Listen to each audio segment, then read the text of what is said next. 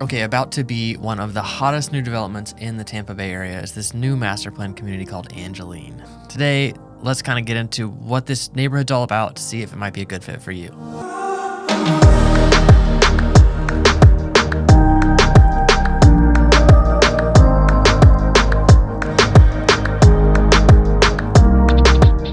I'm Sam, and thanks for coming by the Living in Tampa channel, where we make videos for you about what it's like to live and move to the Tampa area. We're also a team of realtors here in the Tampa area and would love to help you buy and sell real estate. So give us a call, text, or email anytime. We'd love to connect. So in general, master plan communities kind of bore me. I don't really know why. Maybe it's kind of this like Truman Show vibe, Stepford Wives kind of vibe. And I know a lot of you relate with that. A lot of you have talked to me about that. But this one is kind of interesting to me. Now, why is this one any different than any other one? Some of it is like the location, some of it is the vibe though. Like this master plan community has kind of a different vibe. So the one I'm talking about, Angeline, is in Land O'Lakes. You see from their brochure kind of like where it sits on the map. This area is very interesting. We'll get into some of those details, but first let's kind of build a framework of like what is a master plan community and then how will we evaluate them going forward? Because I want to do this about some other communities as well. And if you've been around for very long, you know that I love a good framework, a good way of just like kind of building the structure of how we're going to explain things so we can be consistent. And I think a framework helps you filter out some of my opinions and biases, because if it's just according to the framework, this is how it is, and it helps you really develop your own opinion. People talk about master plan communities, and there's just some kind of number that they have, like it's over 2,500 acres or something like that. When they're talking about like the top 50 selling master plan communities, they're just looking at some kind of number like that. And all these have different sizes and spacing and pricing and amenities and all those kind of things. By some definition, a master plan community is a large-scale, mixed-use residential development with robust, curated amenities that aim to give residents the experience of living in a self-contained town. And we're going to come back to that self-contained town because I think that is an interesting point. These communities sometimes have other names. Sometimes they're known as green towns or garden cities, new towns, or neo-traditional communities. I don't know them by those names at all. I know them by master plan communities. These are typically done by a single developer. So this one we're talking about today is done by Metro, and there's a couple other ones done by Metro here in the area. I think this is their 5th one in the Tampa area. So the way that Metro does it is they acquire the land, they negotiate this kind of housing impact. Then they, get the debt issued through a CDD that gets passed on to the residents later. And they develop an area, get it ready for builders, and then they start inviting builders. So they invite a lot of different builders. Sometimes they mix they'll put one builder next to the other, even like one house to the next. But typically they do more like a section of Lennar, a section of D.R. Horton, a section of Taylor Morrison, like those kind of things. And then each of those builders builds a model home and starts getting people to come in, marketing for people to come in, check out their model home, meet with the sales rep, and potentially get a deal under contract. And as we'll see in some of these, they function in big phases. So you'll have a phase 1 when it's like, we're going to build the basic things and just develop this one little section. So kind of the really first phase of Angeline is a 55 plus community. And you might ask like, oh, so Angeline, is it a 55 plus community? And the answer is no. That's just one area, one part of this whole development. This whole development is 6,200 acres, and they're leaving 3,600 acres undeveloped. We'll get into those details, but that's phase 1 of this one is a 55 plus active adult collection by Lennar. And you see some of those houses here and a lot of what they're building. And we'll get into the site map and talk about the future of it as well. But right now, let's go with the framework. First, just like with the Tampa Explained series, we're going to talk about proximity, but we're going to combine it to be proximity and access. So where is it on the map? All of that starts, you see here on the screen, with where it is in relation to everything else. So north side of Tampa, very north central, and really the key thing that gives access to this is this toll road 589 that runs just along the side of this area. On the north, Highway 52, which they've been widening and redeveloping for quite a while. And then you have Highway 41 that goes down through Land O'Lakes. But a key component for this is 589, because even though it feels like it's up here pretty far north, once you're on 589, it really only takes 22, here on the map it says 22 minutes to the airport. And that's probably pretty true. That toll road is not super expensive and it's never crowded. I've never experienced it being crowded. When it comes to proximity to necessities, a lot of people are saying, oh, I want to be an easy drive to a grocery store. Like, there's no area in the Tampa area where it's going to be hard to get to a grocery store. A lot of these master plan communities even have a grocery store within the development. Usually Publix is the one. And Publix has a nicer version, Greenwise, which is kind of like their organic-y kind of grocery store that are in the entry of some of these. But the developer often has that in mind whenever they develop the area. Another thing I want to talk about is the proximity to special necessities. So your proximity to necessities will be really easy. Along Highway 54, you have tons of stuff. Within the development, you'll have quite a bit of stuff eventually. But then the proximity to special necessities, the ones that you often ask about, Trader Joe's, Costco, and Whole Foods. Costco is just down in Lutz, kind of by the outlet mall, really right next to the outlet mall on the corner of I-75 and Highway 54. But then when it comes to Trader Joe's and Whole Foods, those are quite a bit further away. They're really down into Tampa, the closest Whole Foods being the Northdale location, and then the closest Trader Joe's really being South Tampa. Now, I imagine some of those things will come up north eventually, but they're just not there yet. Okay, also with proximity, let's talk about proximity to special things. Mainly the ones that people ask about are the downtown and the beaches, because a lot of these suburban areas, especially these master plan communities, don't have like a downtown vibe. That kind of a downtown is something that you're wanting within reach very, very often. So you have downtown Tampa, which is about 30 minutes away. If you want to get to the beaches, really, the closest beach is going to be in Tarpon Springs, Fred Howard Park. That's going to take 35, 40 minutes. If you want to get down to Clearwater Beach, Honeymoon Island, St. Pete Beach, it's going to be 45 minutes up to like an hour 15. Now, if you're just doing occasional day trips to the beach, that's really not that crazy. Another thing worth checking out is our Newport Richey video, because this area would have access to downtown Newport Richey quite a bit easier than downtown Tampa. And that could be kind of like a smaller, quaint downtown that you could go check out, walk around, go to restaurants and bars and things like that. Obviously, super small scale compared to downtown Tampa. Feels like a small town, but still has some unique kind of character like a downtown. Okay, the next thing in this framework is going to be style. Just like with the Tampa Explained series, let's talk about style. So a lot of this style is defined by the developer, and then the builders have to match it in some way. And I'm sure there's some kind of process where they submit their designs, they get kind of tweaked, blah, blah, blah. But you can see, like, look at this neighborhood, Asturia. This is in Odessa. You can see it's all kind of craftsman style. Based on what they've built so far in Angeline, I'm going to call the style, and this is just me interpreting it, modern Tuscan. And modern Tuscan means nothing. It's just like, kind of Tuscan style. You get it stucco, clay-ish roofs, that kind of stuff.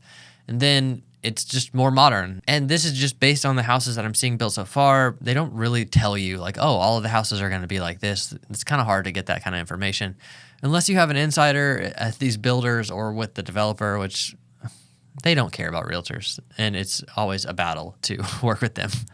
But it's something that we're always growing in and getting better at. So that's one thing about these master plan communities is they have pretty consistent style throughout. And, whether that's single family homes, townhomes, it's, the entry level or the luxury, they're all usually pretty consistent style. Even the commercial developments in and around the development will match that style quite a bit as well. Another thing is like the style of homes or like pockets. So we talked about 55 plus, this active adult collection in Angeline. There will also be pockets of townhomes. There will be pockets of luxury homes, like all those kind of things.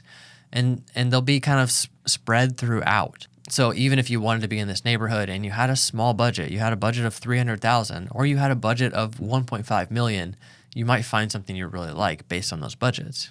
Okay, the next criteria, and this is where we're going to divert away from the Tampa Explained criteria. The next one is amenities, and often people are drawn to these kind of communities because of the amenities. And maybe that's what kind of makes it feel like it's its own little town. These metro developments have these freshwater lagoons that they're super proud of, that they brag about. They are really cool. You see this one up in Epperson, and when I was in Murata, they were just building that one. I think that one's about to open or maybe already opened. And they're between 5 and 12 acres, and it's really just a giant freshwater pool that has all kinds of different stuff. There's deep areas, there's beach entry areas, there's play areas. There's like actually sand, like a beach style area.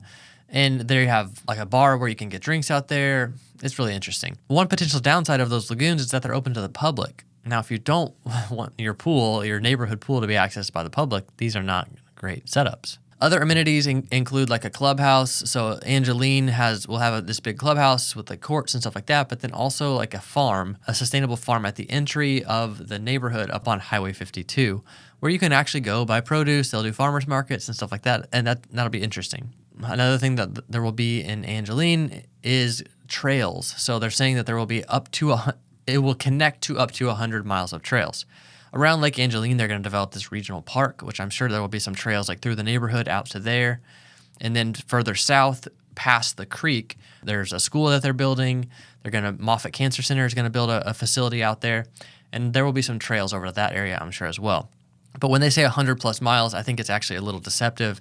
I think what they're talking about is connecting into the regional park system of trails. So Starkey Park, which is just to the west of Highway 589, has like 20 miles of trails. That connects to the Suncoast Trail, which is like 50 miles. That connects to the Pinellas Trail, which is like 40 miles. Some of those connect to like the Upper Tampa Trail, which is more. It's like saying 100 plus miles. It's like, yeah, on the far end, if you like go connect into all these other trails, that's a little misleading. I don't love the way they said that. Okay, so those amenities are different from community, and we'll get into like the very specific Angeline things, but I just kind of hit on a couple of them there. I want to go through like the marketing website for Angeline and share some of those details. Okay, point number 4 is cost. So entry-level costs, they're going to publish, but then you have other costs. So like there's going to be entry-level published data of like houses from the 300s. So low 300s, mid 300s, you can get into this neighborhood, whether that's in a small home or in a townhouse. And they'll have some luxury pockets. Always there's going to be a luxury pocket right by the lagoon. There's probably going to be some other luxury pockets that are a little more private in the neighborhood. My favorite thing about this neighborhood is actually the way that they bought so much land and they're not developing a lot of it. You can see like from the air, from my drone, you can see like the lake out in the distance. A lot of this is going to be preserved. And I think that's going to create a really, really unique environment. I'm usually really skeptical of these kind of communities because they feel kind of barren at first, even if they do maintain a lot of this preserved space. But this one has just so much more preserved space that it's kind of intriguing to me. But with the cost, you have that range starting at 300, but then you have other costs associated with a neighborhood like this. You're always going to have a CDD fee, and the CDD fee is probably going to be $200 a month up to like $500 a month, depending on the size of your lot and property. And that's just added into your property taxes. So it's like you don't have a 1% tax, you have like a 1.5% tax. And we've talked about CDDs plenty. I don't need to go into that more. Another additional cost is going to be the HOA, the Homeowners Association. A lot of that is your access to the amenities and those kind of things. And typically Metro has some kind of startup fee. It might be $2,000 up front that you have to pay at closing to start up your HOA membership. And then if you sell your house, the way that gets settled is kind of quirky. But again, if you call, we'll talk about those kind of things. And then you're going to have some kind of monthly costs between $200 to $400. I don't know what it is yet, but I do have a question. A lot of these amenities aren't finished yet. So do you already have to pay that HOA fee, or is it like lower until all those amenities are finished, and does it kind of fade up over time? I don't quite know how that works, but I would be a little skeptical if you just had to pay all of it up front, because it's like the clubhouse isn't finished, the farm isn't finished, the lagoon isn't started, I don't think. All the trails aren't finished. Like, what do you do if you move in 5 months and those things aren't finished yet? Like, what is your status with the HOA? Okay, the next criteria is timing. So some of these master plan communities that you might be looking at might be built already. Epperson is mostly built. They're building more houses out there, but you can buy existing houses, or you can even buy a pre-owned home in a master plan community like Epperson. There are also older master plan communities. We'll get into this at some point, like West Chase. West Chase is technically a master plan community, the single zip code in Tampa that was developed by one developer. Master plan communities aren't just new construction. That's what Angeline is, so that's kind of how we're talking about it. So when it comes to timing, we're talking about if you're going to buy a new construction house in Angeline, when can you go under contract? When can you move in? And then when are the amenities going to be done? And they're building a school. The school is like a charter school where you have to apply to go to it. And they started taking applications in January of 2023 for the August 2023 school year. Currently, that school will just be like grades 6 to 10. Then they'll add 11 and 12 after that. And it's like a really innovative STEM school. It's interesting. We'll get into some of that. Maybe I should do another video getting into all the marketing details of Angeline. We'll see. So timing with Angeline is like we don't really know yet. They're not super clear about all of it. They're building a lot of homes this year. They're opening the school this year. The Cancer Research Center will start building this year. The farm will open this year. But it's like, what are the next steps in that? Okay, and then unique touches. This is the final criteria of the master plan community framework, unique touches. All of these neighborhoods have things that they're bragging about. So maybe now we can get into this Angeline marketing material and dig into some of this. So I want to use their words. So they said that Angeline is leading the way for a more efficient, connected, and healthy community. So let's go efficient, connected, and healthy. Those are going to be the unique touches we're talking about, and we're going to see kind of where everything fits in. We'll start with efficient. I think that one of their biggest efficiency things is their preservation of nature. So their use of green space. Gosh, it really doesn't even show that on this marketing thing. So if you see the site map here, you see Highway 52, you see the Suncoast Parkway, or 589, as I often call it. And then you can see some of these little strips where they're starting to build some of these houses. This Lennar active adult community right here in the middle is kind of the most current being built. Then this Lennar, D.R. Horton, and then other Lennar section are kind of starting to go as well. You've got a river that runs through here on the northwest. And then you see some where they're going to build future homes in these grayed out parts, and then these other parts that are labeled future. But you see this big preserve area around Lake Angeline, the Angeline Preserve, Future Regional Park and Lake. Then you have 5 Mile Creek. You have this big section of kind of forest here. And then you have this future town center that they're going to build. So there's all this other future stuff down here, the school, the town center, that kind of stuff.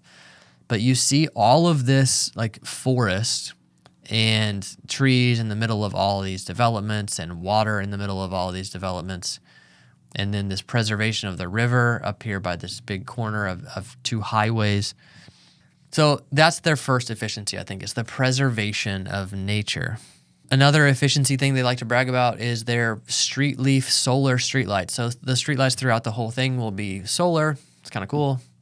Another thing is like their lagoons. I saw this in some of the marketing for Epperson. Their lagoons actually cost less and take less water than like a golf course does. So they're pretty efficient in the way they operate. They're built to, I don't know, they filter all that constantly or something like that.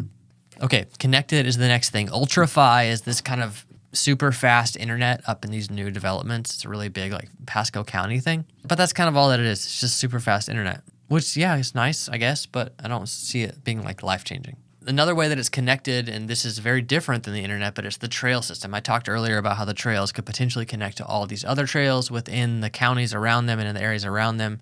That is a way that this neighborhood will connect to the other areas. I think that's kind of one of the things they're talking about there. Okay, and then healthy. They're going to have this farm, which is super cool. Land preserved for growing food. A sustainable fruit and vegetable farm will be a premier amenity for Angeline residents in the greater Pasco County community. The farm at Angeline will offer fresh local produce for purchase and engaging farm-to-table and family-friendly events, nutrition classes, a variety of educational programming, and so much more. You can see they've started developing this farm already. It's going to be a really interesting building kind of at the front of the neighborhood. You even see where it is here on the map. They kind of zoom in. There's a welcome center, and then they're going to have this farm around, this event space. It's really cool and a cool like entry to the neighborhood too. Another thing I'm going to put under healthy is the school. So the Angeline Academy of Innovation, and hopefully it will kind of turn the tide for the schools in a lot of these areas. Next in the same healthy banner is this big cancer research center. So the Moffitt Cancer Center in Tampa is one of the biggest cancer centers in the U.S., and they're going to build a big research center with like a big lab out here. You can see here on the map where they're planning to do that. There is no clear timeline about that though. Other healthy things are like activities. The swimming, courts, and trails, and then all this outdoor stuff. All those kind of fit under this healthy banner that Angeline is defining themselves by. And let's just finish with one thing that's super unique about Angeline. Now, a couple other neighborhoods are trying to do this, but this future town center and lagoon.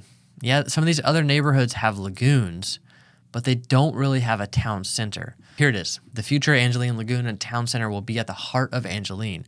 The Town Center has the potential for 4 million square feet of office, shopping, dining, and entertainment. An additional 24 million square feet of future commercial space means that Angeline is truly a city in the making. So, and if we go back to the map, you can see all of that space here where the future town center will be, even future multifamily where a developer could come in and build some apartments. You've got the school here. You've got a lake there in the middle. I don't know if that is the lagoon or if that is something different. They're calling that Beacon Lake. I think there's already a lake there. Hopefully by now I've got the drone out there because I think they finished this road going through here, Ridge Road. There's another neighborhood in Wesley Chapel, Avalon West, that's doing a very similar kind of thing. There will be 4,000 homes in Avalon West, which is more than Epperson and Murata combined. And in Avalon West, they're going to build a downtown. So Avalon West will have actually 4,400 homes and then have this big kind of town center trying to create some kind of downtown vibe within Wesley Chapel. This will be able to do that for Land O'Lakes a little bit. Land O'Lakes doesn't really have a downtown, and this will create a little more of a potential town center. I'm really interested how all of this will turn out. I'm going to keep making videos about Angeline, going into more and more details. We'll do like a whole vlog tour of the area. I'll get out there on my one wheel and go all over and show you what it's like. And then I'll probably make some videos about why my family and I are considering moving to Angeline. It wouldn't be the long-term home for us, but it might be a fun place to live for a few years. If you have any questions about master plan communities, about Angeline, we want to hear from you. If you want to buy a house in one of these places, we also want to hear from you. We are a team of realtors, as I said, and we want to help you buy and sell real estate in the whole Tampa area. So call, text, email, comment below. We want all the things from you. Let us know just how we can make these videos better too. Do you like this kind of framework approach? Do you want me to talk about more of these master plan communities? And if so, what specific ones do you have in mind? And let's stick to big ones. I don't want to talk about neighborhoods where there's like 100 homes because that doesn't appeal to as many people. It doesn't help as many of you. And if you missed our other Land O'Lakes videos, there's pros and cons. There's a kind of an overview of Land O'Lakes all right up here, linked above. I want you to check those out. Here are some of my thoughts about this area because I think it has a lot of potential. Thanks for coming by.